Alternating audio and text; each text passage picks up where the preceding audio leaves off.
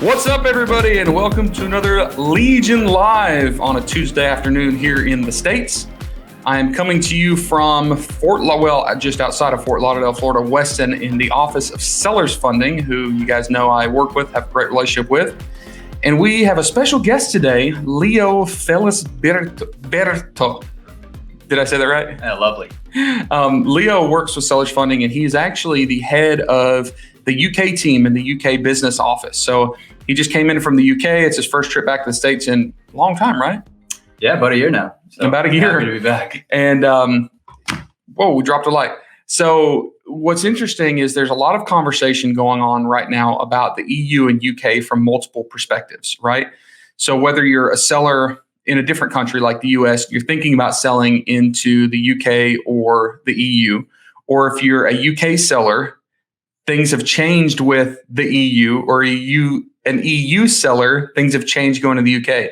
So I thought, hey, with all these questions being asked out there, who better to answer that question than a guy that sits in the London office and deals with thousands of e-commerce sellers on a regular basis and can answer this. So Leo, if you would give us like the real quick highlight level of specifically Brexit, because I know Brexit's been a hot topic lately and how that's affecting sellers in the UK and in the EU.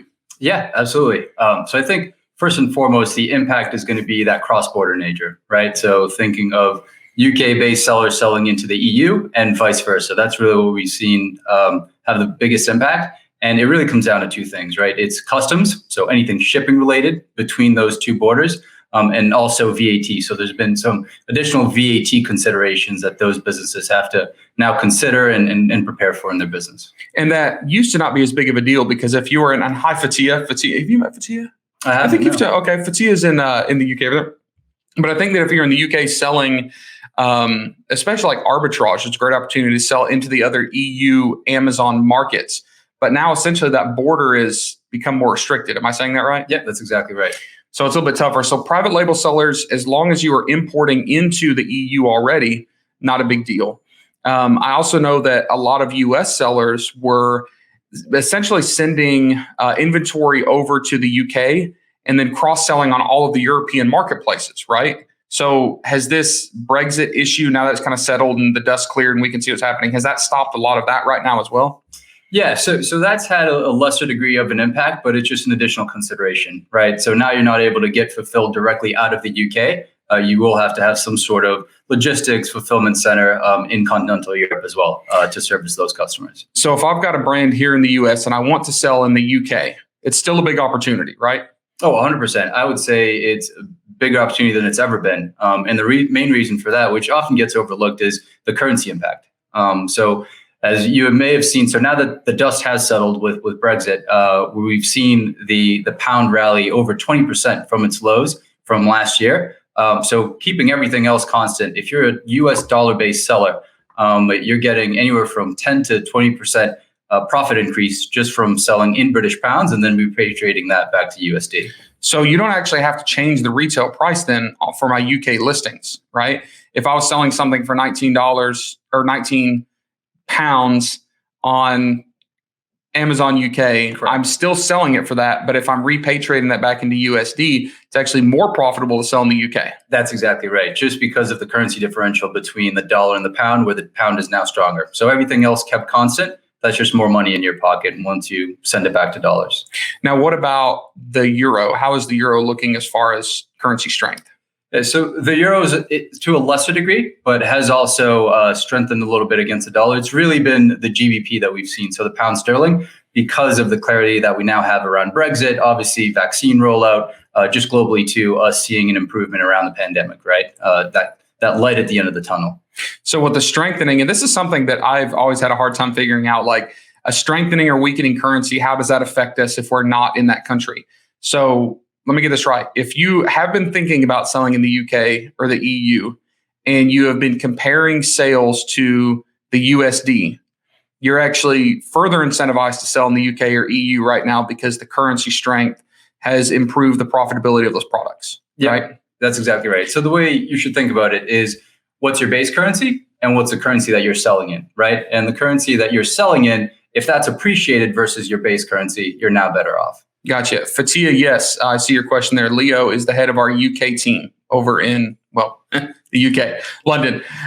So while the currency has strengthened over there and given us bigger advantages as sellers, the difficulties have increased for selling over there because we can't have one basically supply chain location. We can't ship all of our inventory into the UK and it be distributed through the EU. So if I am a brand owner anywhere outside the world and I want to sell in the UK and the EU, do I need to have essentially two fulfillment locations? Like I'm going to import some of my products to a 3PL in the UK and then some of my products into a 3PL somewhere in the EU to be distributed? Yeah, that's correct. So that's where it's going to take a little bit more legwork, but that's all it is. So maybe at the end of the day, there's going to be some more paperwork that you're going to have to file, a little bit more red tape and bureaucracy. But again, that's, I think, all part of the business, right? At the end of the day. So it's all about just educating yourself, knowing the resources that you need to just kind of circumvent this additional road bump in the process. And Leo, I know that you spend a lot of time like just researching and monitoring e-commerce all over Europe, right? What are some of the other platforms that are up and coming that are the marketplaces that maybe here in Gringoville, USA, we haven't heard of, but that are becoming popular in some of the European or European countries or the UK that maybe we haven't heard of that we need to start monitoring because they might become an opportunity that we need to sell on in the near future? Oh gosh, where do I start? There are definitely more niche marketplaces all across Europe, especially continental Europe. One of the bigger ones that we've seen is Zalando in Germany. How do you spell that? Example, Zalando. And then obviously we have in Amsterdam, bol.com, which is even bigger than Amazon in the Netherlands. So there's a handful of them. Happy to just kind of send that over to you as well, Tim, to post to the audience. Cool. So we'll get that list from Leo and put it in the Private Label Legion Facebook group if you guys want to see that. All right. So the currency market is in favor of selling in UK, EU. Logistics, not so much. So it's kind of a wash, right? Or do you still think that just because the adoption of e-commerce going on in that part of the world is higher, that people still need to be looking at it? Or what's kind of the general opinion on brands and businesses and their growth strategies in that region? No, I think it's absolutely still a net positive. It's still in your favor. Obviously, as we had said, it may take a little bit more work, right? Just to get yourself up and running, or logistics may be a little bit more complicated. But at the end of the day, there's still a huge demand in the UK and all across Europe for US products, right? And that's always going to be the case. So the demand is there. It's just going to take a little bit more work for you to, be able to get your products over there and distributed. And then for folks that are in, oh, look, our background changed. For folks that are in the UK or EU trying to sell into the US, I know that the infrastructure is better. The situation is better for selling. I know Fatia here in comments, can I contact Leo? I know Fatia, you've had some struggles getting set up as a UK resident with a UK entity selling in Amazon. I can't remember all the details. But Leo, what are some of the streamlined processes, like the things going into 2021 that are actually making that easier for folks in that part of the world to sell in the US? Yeah, I think first and foremost is the currency component. Again, we always kind of come back to that, right? But just having the ability to collect locally in that currency, that's another way that you can benefit, rather than having whatever payment processor you use automatically convert those sales back into your local currency, right? So the ability to collect in local currency, regardless of where you're selling, I think is extremely important for businesses. So if you're able to have some sort of setup where you're able to do that, and then in your own terms, be able to repatriate that back to your local currency, or just keep those funds in that currency that you can use to pay suppliers, pay other businesses, whatever the case may be, I think is very important, and what we're seeing a lot nowadays. And Leo's a lot smarter than me, especially in the finance space. And he's been in the finance space for a long time. So I'm going to pick on the finance space for a second and say that the finance space has not been very friendly to e-commerce, because e-commerce has moved faster than the banking systems have really wanted to flex their wings or stretch their arms, so to speak, to really facilitate functions for e-commerce sellers. But that's really changed like in the past year and a half, because these fintech companies like Seller Funding have really started putting together services that make cross-border banking and infrastructure on par with the opportunities for cross-border selling. Is that a fair statement? Yeah, no, that's absolutely right. And so us being a smaller company, it allows us to be more nimble, right? And have greater flexibility, since we aren't regulated like these big banks are, right? So what that offers us the ability to do is funding cross-border, right? So we're able to offer working capital, is the example you said earlier.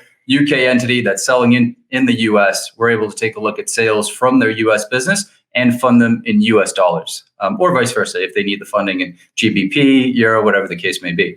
Pretty cool. The world is changing fast. And as I've said before, never been a better time to be an e-commerce seller. And I'm thankful that folks like Leo, who come from the traditional banking world, are actually working in the e-commerce world, because it just makes our jobs a whole lot easier.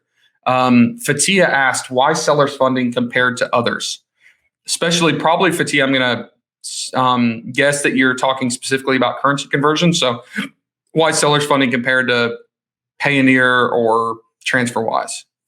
I think at the end of the day, it's just, we're an all-in-one stop shop, right? So where some of these other guys can only offer one siloed solution, you can combine all of that in-house, right? So we can offer not only currency, transaction payments, but then also working capital and cash management solutions, all in one, all together. As far as rates go, at the end of the day, it's become a very commoditized space.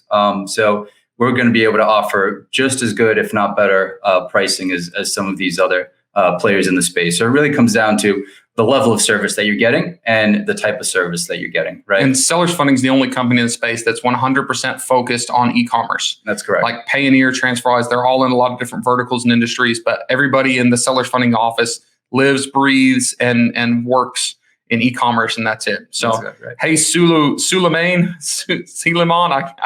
I'm terrible at names, something like that. Good to see you.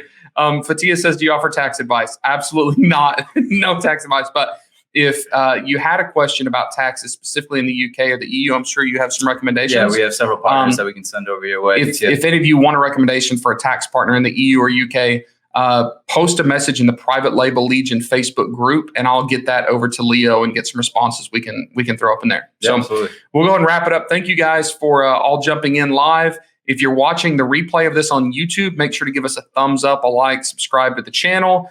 And if you have any questions for a smart guy like Leo, go over to sellersfunding.com. You can track him down there. And we'll see you guys next week on the next Legion Live. That's it. Thanks, guys.